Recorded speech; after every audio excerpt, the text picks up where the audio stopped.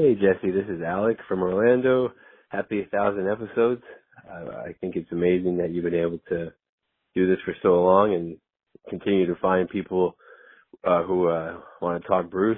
And I think it's, in my opinion, the most positive podcast or pretty much any type of fan-related show regarding Bruce Springsteen. I think, so many other ones can be very informative, but sometimes aren't always so positive, where you always, I think, bring positivity. Even when you don't like something, you're not mean about it. And I actually truly believe that you've probably converted more people to being Bruce fans through what you've done than through any of the other Bruce-related sites that usually fans just find and argue over. So I think you've done great. I'm looking forward to the next 1,000, and it's fun to thank you. And once again, happy 1,000 episodes. Bye. This has happened increasingly over the last few tours. Like, the set lists do feel a little bit basic. And that's like, it's not a serious criticism. It's like, for hardcore fans, you'd really like to see some oddities in there. And I think that probably the second leg of the tour will get some oddities. But like, you also know that the vast majority of people who are going to a Springsteen show do not care that, Prove All Night and Born to Run and their favorite songs have been on every set list since 1981, and they just want that song that night.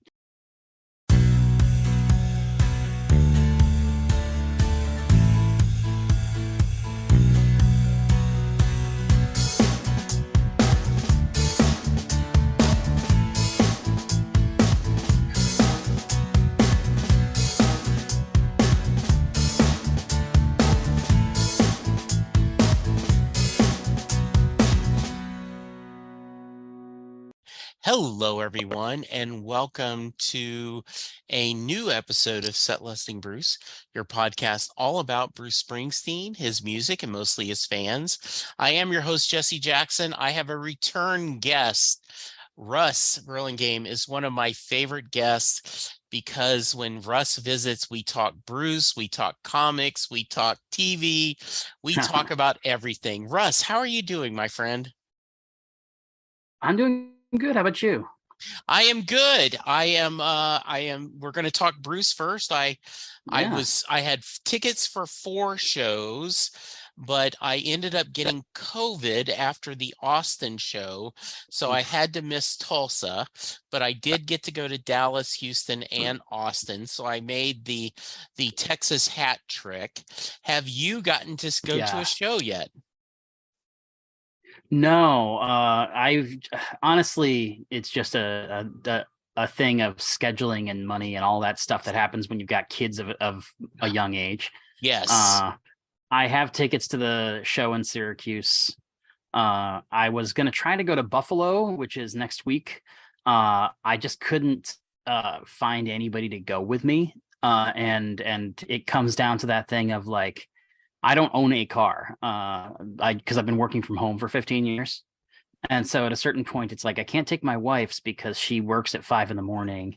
And so it's just that thing of like, okay, so at what point is it too much work to take a bus out to Buffalo and make a 4-hour concert into a 12-hour event minimum? Yeah, I get that. Well, I am excited. You've got a ticket. Have you been following the tour and the set lists? Oh yeah. I haven't, the last few I've not been because I just got so swamped with the Kickstarter. Yeah. But I did the nugs.net subscription where like I can listen to all the shows. Yes. And so that's my like cooking dinner for the kids, doing the dishes, all that kind of stuff, background noise. Yeah. What are your thoughts?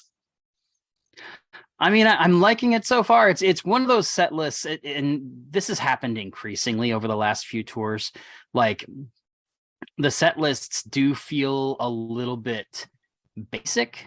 And that's like, it's not a serious criticism. It's like, for hardcore fans, you'd really like to see some oddities in there. And I think that probably the second leg of the tour will get some oddities, but like, you also know that the vast majority of people who are going to a Springsteen show do not care that, Prove All Night and Born to Run and their favorite songs have been on every set list since 1981, and they just want that song that night. So my only criticism is that I look at it and I'm like, man, there's other than the brand new songs, there's almost nothing on here that wasn't on the last tour. But then again, the last tour was like 130 years ago, so I don't know that that's a real complaint. Russ, I really like your thoughts on that, because it is that, how does he build that set list to kind of, I mean, it's been, as you said, a eon since they've toured. And I know that I've had multiple people on this podcast who are young fans who've never seen him live. And so so even if that's 20% of the audience, and I'm sure there's got to be even higher because of the anticipation, I had someone say, I really don't need to hear Born to Run again, Jesse. And she meant that with she wasn't complaining. She was just mentioning. And I said, I get it. I said, but think of the person who's never been at a Springsteen show. How disappointed are they going to be if they leave without hearing Born to Run? And she said, I've never thought of it that way. From now on, I'm going to, when he plays Born to Run, I am be thrilled for every new person in that venue. And you and I know this saying, right? Yeah. Every comic book is someone's first comic book. Yeah, exactly. Every concert is someone's first comic book, and you've got to find it. I also think the set list, he is telling a story that he wants to tell. That's very true. Yeah. And that's probably more true than it's been in a long while. Like it feels like he's very inspired by the Broadway show in terms of like stringing a narrative together on every night. I think so too. I think that really has influenced him. And like with the Western Stars movie and then the Letter to You documentary, I think he has a vision of what he wants to say and do. I do think that he has had to play baseball manager and adjusted his lineup with the different musicians being out at COVID. Like, okay, well, I've lost this person. I should do this and that. So it's going to be fun. Well, good. I'd love to have you back after you hear it live and you give me a report. That'll be very fun. Yeah, for sure. So it's to your earlier point, sorry, not to talk over you, but I wanted to say this, like to your earlier point about every concert being somebody's first. My town in particular is a great example of that, because he has not been to Syracuse since Tom Joad. He has not done an E Street tour in Syracuse since Born in the USA. And it's a college town. And so our population turns over every 15 minutes. And so you figure like people coming here, the band coming here, there's going to be people like old timers who haven't had a chance to see him since the 80s. And as you know, just because you have a chance doesn't always mean you can. I could theoretically go to Buffalo, but the amount of money and time and everything else it would be, I can't do it right now. So it's like minimum, you get a lot of people who don't do a lot of traveling who are going to be able to see him for the first time since Born in the USA here. Yeah, I think that's really well said. And the other thing that when people talk about this, he's only doing 2-3 songs from his biggest album. I mean, No Surrender, he's doing Glory Days, he's doing Dancing in the Dark. There are people that have been unhappy he isn't doing Born in the USA, right? Not core fans, but others. And so I think that's, and we all as fans could say, oh, if I had the magic bullet and build my set list, we'd all have different things we want to hear. But, you got to try to make everyone, enjoy the experience, whether you're an experienced fan Yeah. or this is your first time. Yeah, Yeah. one of my first concerts when I was like 13, I went to see the Stones during Voodoo Lounge, Yeah. and I very distinctly remember having this conversation with my dad, where it was like, once you've been doing this for 30 or 40 years, there's literally no way that you can play all of your hits in a set list and not have it just feel kind of boring, because you're just basically playing the greatest hits album with absolutely no breaks for anything else, because you have 28 top 10 hits. And Bruce is in that same position. Bruce is in this position where it's like, there's 4 songs off of Born to Run and 3 songs off of Born in the USA and 3 songs off of Darkness that just never leave the set list. And so at what point, when you're playing 30 songs, do you just sit there and go, we don't have a ton of wiggle room? Yeah, because you want to get some of the Letter to You. He's enjoying doing the covers album. I would have loved the Western Stars, but he just didn't have, room for it, or, and so it is, it's kind of interesting, this challenge, and how do you make everyone happy? And the issue I always get a kick out of is, if you ask someone, well, what song would you take out? Everyone would pick a different song, and I've thought about doing an episode where, or posting this on the my website, like, okay, what 10 songs do you think should be constant no matter what on a Bruce Springsteen, show? And I think everyone would have a different 10. I think there'd be 2 or 3 that are the same, but yeah, it would be, it's really tough. Yeah. But even then, as you alluded to, there are certain people, like, it's funny that you talk about people being upset that Born in the USA is not played here, because I remember the last tour, people complaining that Born in the USA was on every single night. And, and so it's like, it's one of those things where you get all those different answers, and you might be surprised that somebody leaves off, Thunder Road or Born to Run or something that you assume would be on everybody's ballot. Yeah. And I think there's also there's an inherent bias to, like, people, if you ask them right now what needs to be on every show, right now people are going to say Thunder Road because it's not on the set list every night. And so you're going to take something off to accommodate that. But every other tour where it's been on the set list every night, people would have taken that off to accommodate, Prove It All Night, or whatever. There's always going to be one massive hit that's not on the set list, and then you're going to be like, oh, but my recency bias tells me that Born to Run doesn't need to be on because it's been on so much. Yeah, my first 7 shows, I did not hear Thunder Road live. Just because my first show was in 2002, just the way it worked. The only song I've heard every time I've seen him, and I'm up to 19, is The Rising. And so now that I kind of want that streak to happen, one, I love the song The Rising, but I just love that that's the song that, because people, oh, what's Born to Run? Well, no, not, because he didn't do Born to Run when he was doing The Devils and Dust, and that was the second show I saw. Right. Yeah. Well, I can't wait for you to experience and go. This is going to be wonderful. We're going to switch gears for a moment. I'm excited in it. Go ahead. I was just gonna say, and as we get closer and closer to the Buffalo show, I just sit there and kick myself, like, I should have just done it.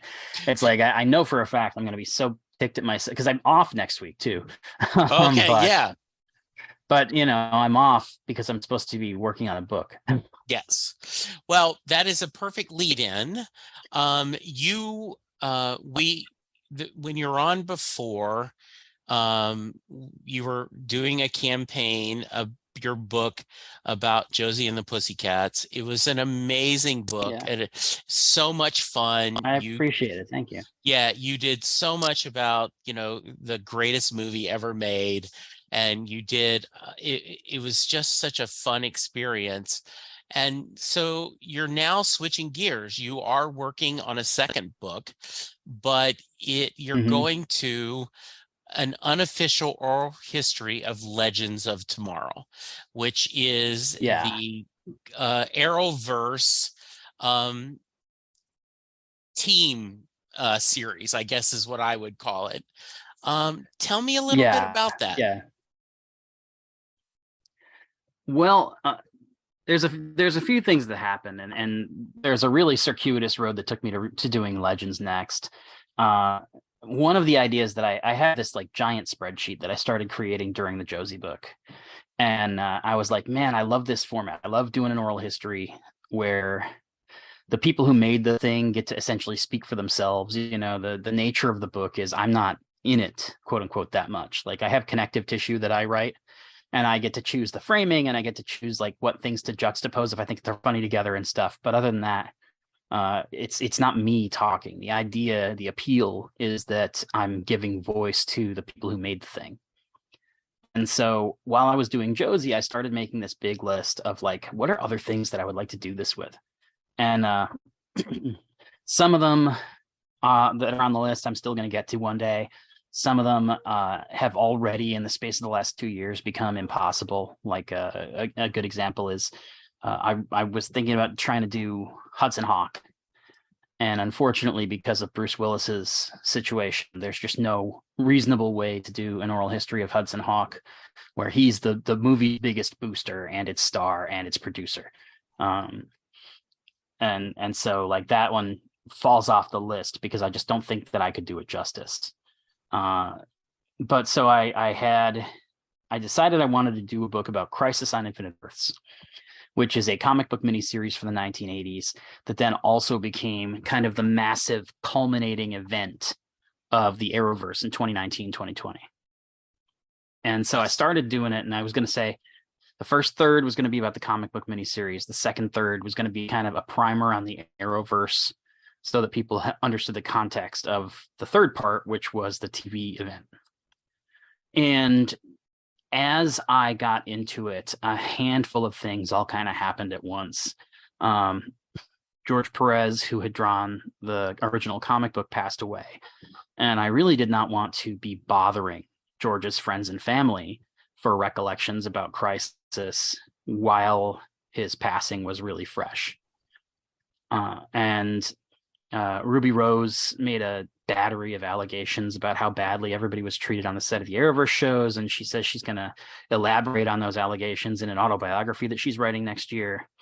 And for something that's generally a very positive thing, like I want to celebrate the art behind this, and that doesn't mean that there's no criticism of it. That doesn't mean that the people involved are above criticism, but it does mean that like if there's something very, very negative, I want to have a holistic look at that before I jump in. Like, I don't think that Ruby Rose would talk to me. And I think that inherently, if I don't have at least her book to look at where I can include some version of what she says, then it's going to seem like I avoided that thing because I'm being a shill. And that's not what I want to do. Yeah. And then kind of the most important part, honestly, was just that as I was working on the middle section, because I couldn't do the first and I couldn't do the last, I started, I was talking to everybody about the shows, and I just started falling in love with like revisiting Legends, which is my favorite of the shows anyway. But I get along with the casting crew really well, and everybody has really fun stories. And I just remember at one point, they released a mixtape. They released like a digital mixtape that was all of the songs that like original songs and some covers that appeared on the show. And I found out that a friend of mine, Jess Harnell, had been the guy they tapped to perform as Elvis in an episode where Elvis was, because it's a time travel show. Right. And so I was just like, oh, I got to talk to Jess about this. And I called Jess. I said, hey, can you talk to me for this book I'm writing? And he goes, sure. And we get on the phone. And he's like, so tell me about this book. And immediately I'm just like, your episode has absolutely nothing to do with the Crisis book. Like, and that was kind of the moment that I was like 100% sure, like, obviously I'm writing a Legends book next. And then very, very quickly after that, it became the show got canceled, and there was all of this outcry by the fans. And I just became like, why don't I write Legends first and let all of these problems with the Crisis book sort themselves out over the course of a year and a half? And then I can come back to that one fresh after I've already done this thing that's like a celebration of this fun, strange, weird little show. Because again, like, you talk about the Arrowverse, and especially to people who don't watch these shows and don't really know what the CW's kind of shared DC universe of shows is. And you basically think of like superhero shows on TV as all being more or less the same thing. Because there's constrictions and effects constrictions, and there's just conventions of what those shows are. And the thing that I love about Legends is that it, A, constantly reinvented itself, and B, almost none of those reinventions felt like a typical like network superhero show. It's this thing about a bunch of time traveling losers, and they're all kind of trying to figure out where they fit in the universe. And so people come and go depending on their storyline, depending on what story is being told by the larger plot. And it's one of those things that it's bound to be a cult classic. And so I decided, like, well, instead of waiting 20 years, like, I did with Josie, so to speak, I didn't obviously know 20 years ago that I was going to write that book, but like nobody else did it either. And so instead of waiting 20 years, I was like, I'll just jump on while these stories are still fresh, and while people still have a really clear memory of like what their experience was working on Legends. I loved the series. I really did. It as a fan, as they kept losing cast members, it became less fun for me because I loved the people that were in the show, and that made it tougher for me. But overall, I have very wonderful memories of the show, and I think they didn't take themselves too serious, but they also took the story serious. And so it really good. So I'm looking forward to reading these stories about how they came up with this. And this is a series that changed year to year. Different cast members came and joined, the different storylines. And so this is going to be fascinating. Talk about the Kickstarter. So you are in the middle of your campaign. It ends, I think, in about 15 days, according to the website. I'm going to get this out shortly so they can do it. So talk about some of the different levels and what people who want to back it can get from this in this campaign. Sure. So very much like what I did with my first book, I'm crowdfunding it because I'm self-publishing. And a lot of that is honestly just because I want creative control over what the book. Some of it is because I'm doing unofficial things, which means it's really hard to find a traditional publisher who is willing to put something out on a large scale and not be worried about whether Warner's going to get upset that you're writing about their stuff. Now, nothing I'm doing would be illegal in any way, shape, or form. It's just, it's an oral history. It's long form journalism. But anytime you create something with somebody else's IP in the subtitle, big and super skeptical about that, and understandably so. So the Kickstarter campaign is basically to pay for editing, book design, all of the things that a publisher would do normally, that I have like a creative staff that I worked with on the Josie book, and I'm going to bring almost everybody back to do the same things again this time. The things that are on offer, so to speak, the big thing obviously is just pre-ordering copies of the book, because that's the idea of this. But also, we have some other cool stuff. I have, very much like with Josie, have some props from Legends because when the show was shut down, a handful of their stuff went to a liquidation house in Vancouver, and they did a bunch of auctions, and people would buy like props and wardrobe and stuff like that. And I have a lot of things where I was like, oh, here's 30 of some small thing. Let me get that, because then I can sell 30 small thing during the crowdfunding campaign. So I have like labels for the in-universe fake brands of beer and whiskey and all that kind of stuff. And I have little pieces of clothing, and I have the gold leaf thing that Julius Caesar wore on his head and stuff like that.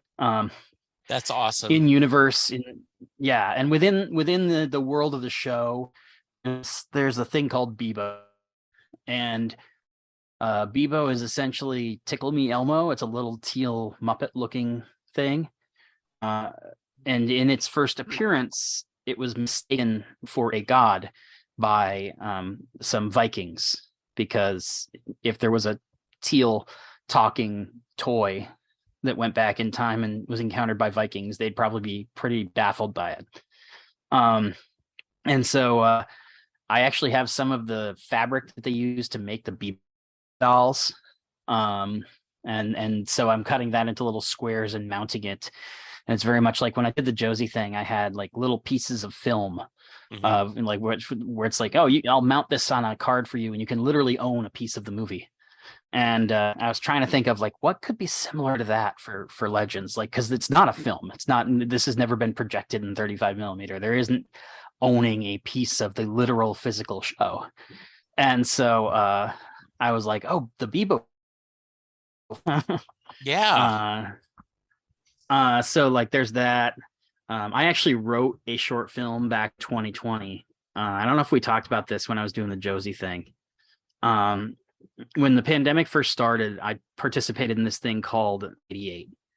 And Taylor Morden, who was the guy who directed the last Blockbuster documentary, assembled 88 groups of fans and gave each group 1 minute of Back to the Future Part 2 to remake.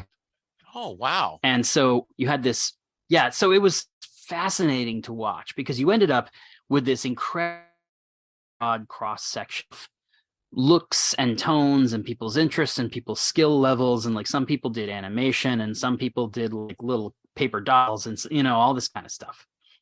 And, I was the scene with Jaws at the movie theater, like the big 3D Jaws that came down and did him. But I didn't have a Jaws, and so I used a Manana puppet from the Muppet Show. Nice. And so I enjoyed the hell out of doing Project 88, and since the pandemic was happening, and had just started, and everybody was in lockdown, and Legends, I think it just aired a season finale, and you didn't know when it was going to be back. And so together a bunch of fans, and I was like, what if we did like a Project 88 type thing for Legends? And so we did this thing called the To Meow Meow Project, because there had been an episode of the show called Legends of To Meow Meow, where one of the main characters gets transformed into a cat and ends up traveling through a bunch of alternate realities that were inspired by like TV parodies and stuff. So I got a bunch of people together, and it's like everybody does their own little comedy sketch, and those are like alternate universes that the show missed the first time, essentially. And so I wrote one of the sketches, and it was called Cooped Up. And it was directed by Taylor, because Taylor, when I was talking to him about doing this lead thing, he was like, I'm friends with Falk Henschel, and Falk had played Man on the first season of Legends. Yeah. And so like if you wrote something for Falk, I bet I could ask him to do it. Yeah. And I was like, okay, yeah, I'll write something. And I didn't think it would actually happen.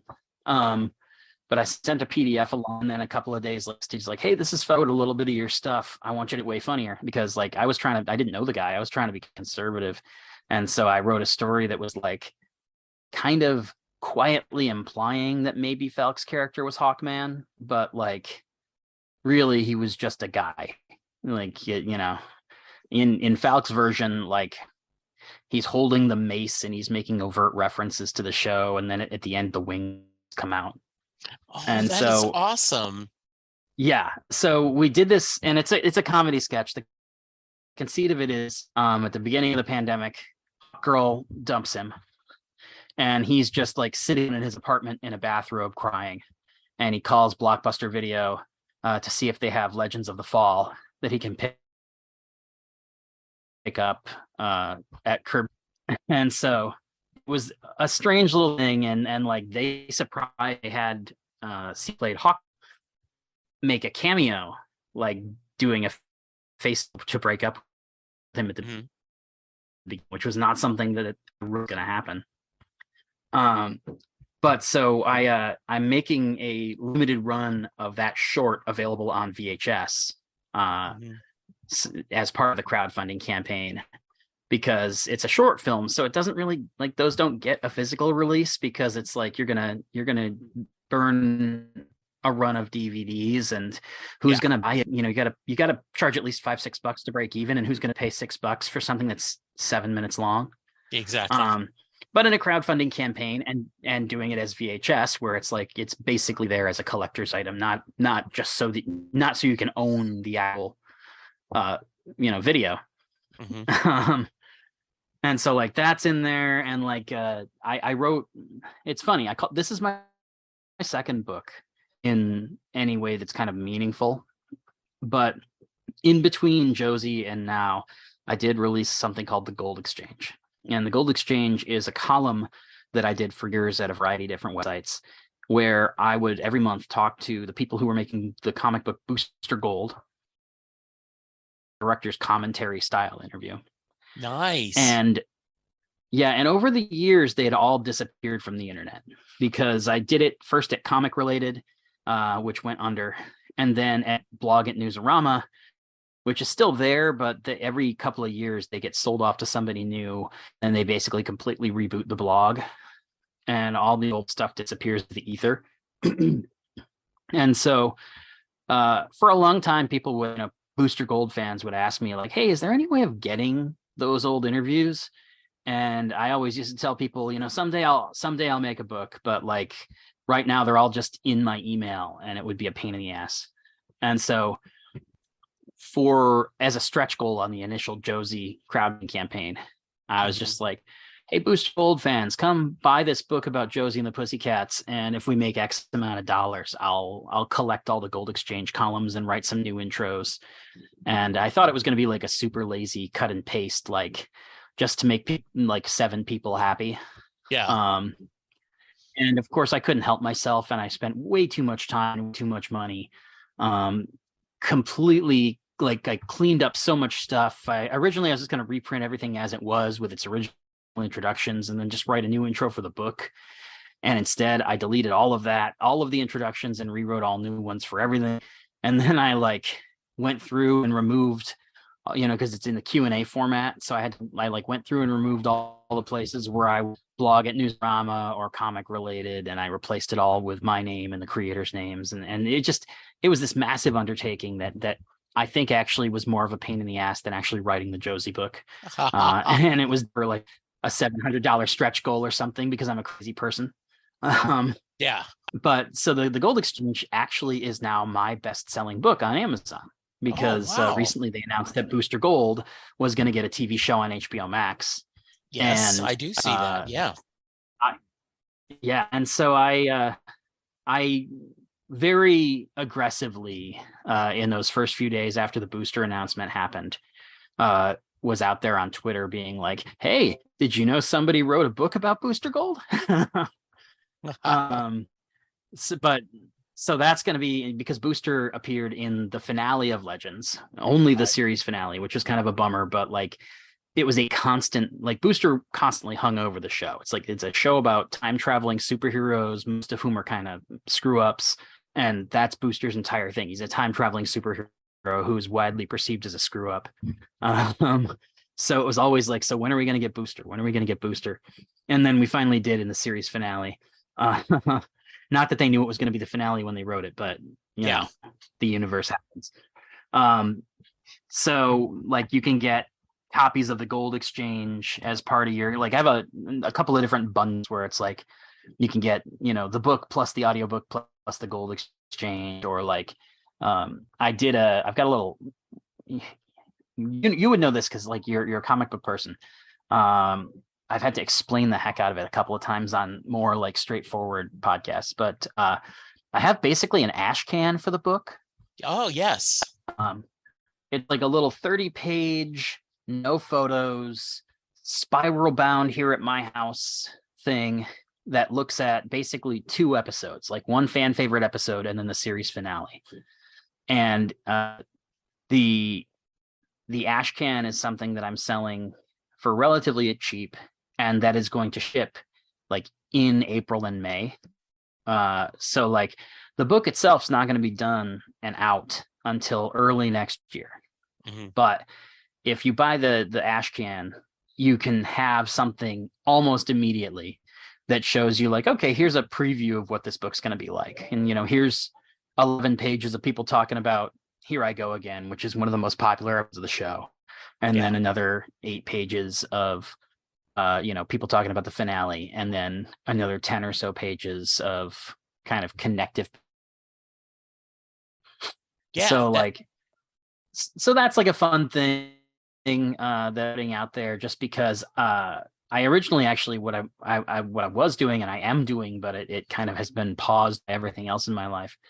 I put together this ash can as a little thing that I could sell for charity.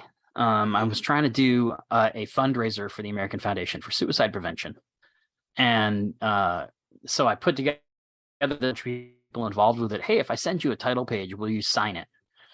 And they said, yeah. And so I did that. I started sending it out, but like now I've got to like send it out to somebody, have them mail it back to me, send it out to the next person. There's 4 people and I'm on like person 2 and waiting for it to come back to me. But so the ones that are in the crowdfunding campaign are unsigned. They're just like stuff that I'm sending out. But again, like I know for a lot of people who have to wait a year or more for a crowdfunding thing, it's always like, oh man, I paid for it when I was excited about it. And then by the time I get it, I've forgotten about it. Mm-hmm. And so I wanted to do a few things. And so I have like the Gold Exchange and I have the ash can and a couple other little things where it's like, no, like you'll get that in, 1 to 3 months when you're still excited. Yeah, that's awesome. I really looking forward to it. As I said, I enjoyed your Josie book.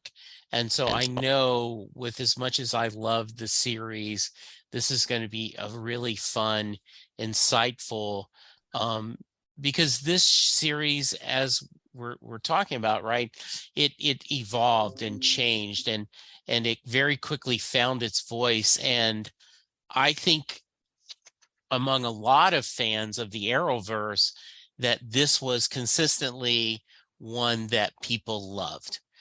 And I do think that they were surprised when they were not renewed, because it had just been such a joy for fans to listen to or watch. So, well, and also go ahead. The thing about the renewal, and I won't get into it here because I've said a lot of this stuff before, but like, there were consecutive years of year-over-year viewer growth, and so more people were watching Legends at the end of season 7 than were watching during season 5, which when you're that deep into a show, typically unheard of. Yes, especially when you aren't doing a designated final season victory lap.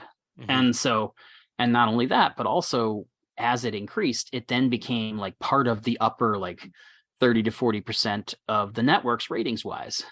And so at a certain point, you're looking at it going like, just on paper, it doesn't make sense to cancel a show that's in the top half of your ratings. Like, what are you going to do? Cancel 60% of the shows? And then, of course, the network got purchased by a company that was there to cut costs and increase margin. And so they canceled something like 75% of all the scripted shows and are going to lean into reality and game shows and other things that are inexpensive to make. And so it was just the perfect storm of like, bad stuff was happening at Warner Brothers, which is the TV, the studio. Bad stuff was happening at DC. Bad stuff was happening at the CW. And your cancellation has almost nothing to do with the show itself. Yes, Absolutely. That makes sense.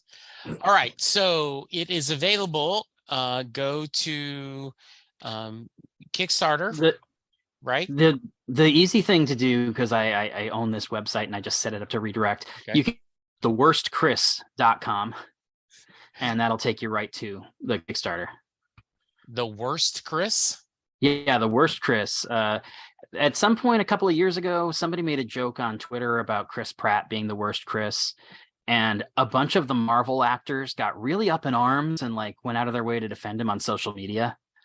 And so I bought the website The Worst Chris, thinking that I'd do something funny with it, and I just never really got around to it. But now I just own this weird website that it's kind of got a funny name.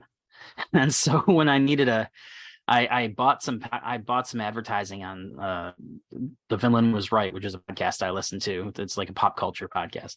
Yeah. And when the woman who runs that podcast network was like, do you have an easy way for, like, is there something they can shout out? Because it's not super practical for them to say, like, just go to Kickstarter and search you. Right. I was like, oh, give me a minute. I'm going to redirect theworstchris.com. I love that. I think it is great. And I'm urging everyone to check this out. We've got about 15 days left. This ends April 1st, correct? Yeah, it ends April 1st. My current goal, it's funny, because I knew for sure that I was going to do this book come hell or high water. Yeah. I made the goal really modest. I made the goal $1,000 just so that way it would successfully fund, and I could move forward. Right now, I'm right about where budgetarily I wanted to be for the whole thing. And I've got half the campaign left. Now, the way Kickstarter and crowdfunding campaigns in general work, you make a huge percentage of your money on the first and last 2 days. And so I didn't because I'm halfway there doesn't mean I'm going to double what's there now. But, but the nice thing is I'm kind of like anything that goes from here on out is like creating a cushion for me, and also probably giving me breathing room to do some other weird, expensive, annoying project like I did with the Gold Exchange. That sounds awesome. I really appreciate it. All right. This was great. This was so much fun. If someone wants to reach you to talk about TV or Bruce, what's your social media? I'm just at Russ Burlingame on just about every platform except for Instagram, where there's a period between Russ and Burlingame, because the minute I didn't have an Instagram account for a long time, and literally the day that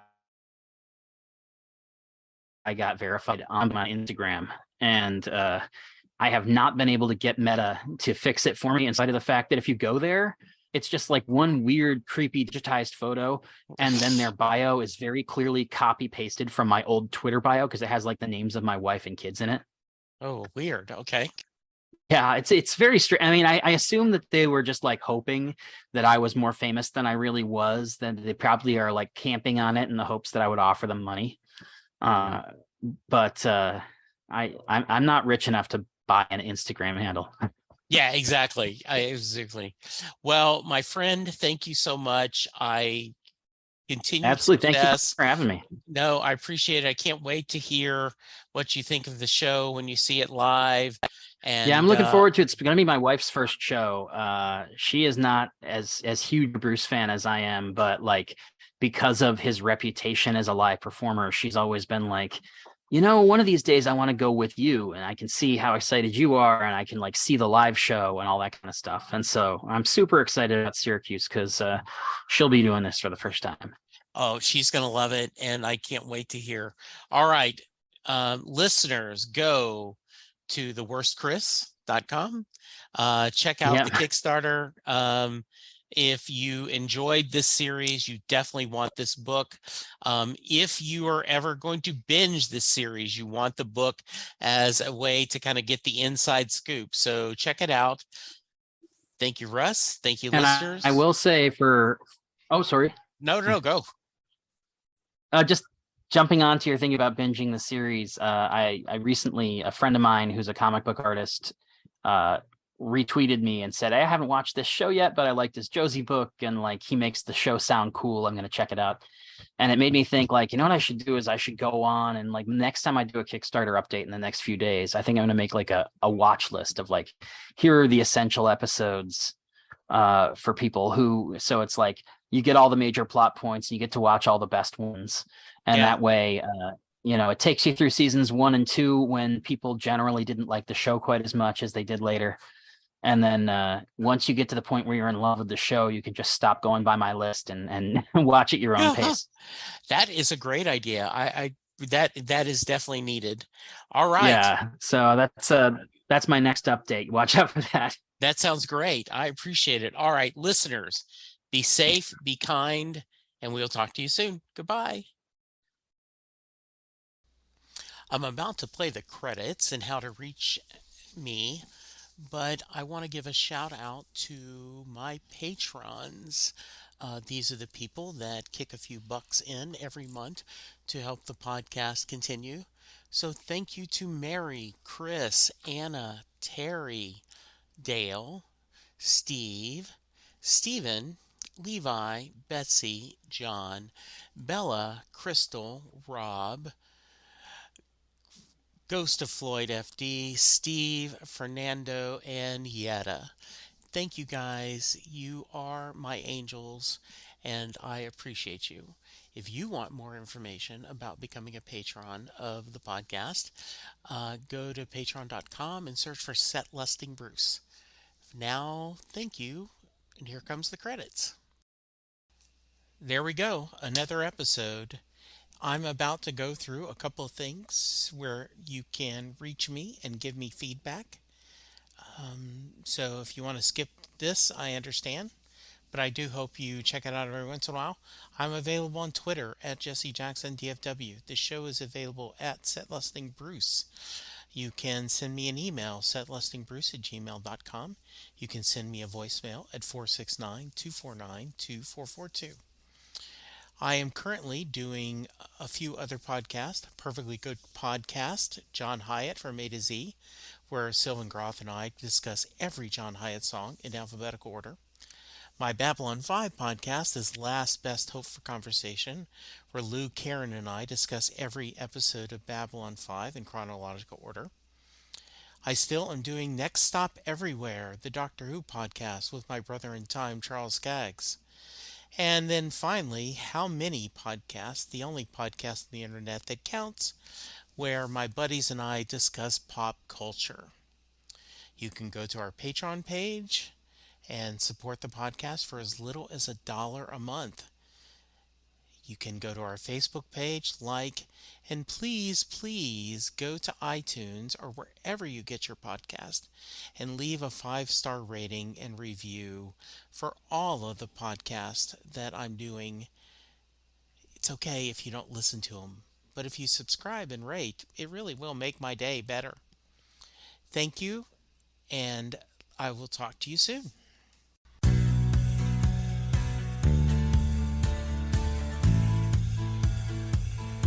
You just heard the fun talking, hard rocking, music loving, album ranking, fan thinking, joy spreading, lyric reading, story sharing podcast that is the one, the only Set Lusting Bruce. The theme for Set Lusting Bruce was written by David Rosen, used by permission.